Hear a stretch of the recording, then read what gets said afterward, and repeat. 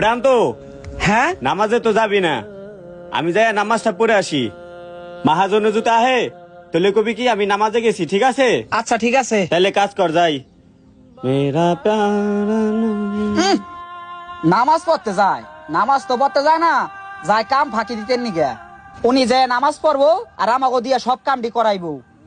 আবার যদি মাসটা যায় তাহলে বেতনটা নিতেন নিগে জায়গা পাগল হইয়া। মাহাজন আজকে আহুক, এমন কান পড়া দিমু মাস শেষে বেতন তো দূরের কথা, চাকরি থাকবো না।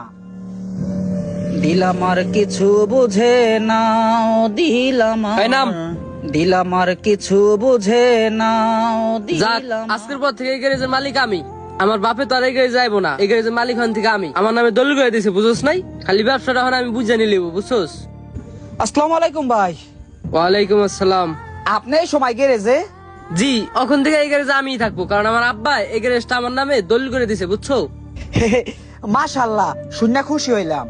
আপনার বাপে আপনার এই বয়সে একটা ব্যবসা ধরাই দিছে, অনেক খুশি হইলাম ভাই। এই গ্যারেজে না একটা মিস্ত্রি আসলো, ওই মিস্ত্রিটা কোথায়? ওনারা যে জায়গায় দেখতেছি না, উনি গেল কই? আরে আপনি কি নোবেল নামে ওই পোলারের কথা কইতেছেন? ভাই ও তো একটা টাউটার,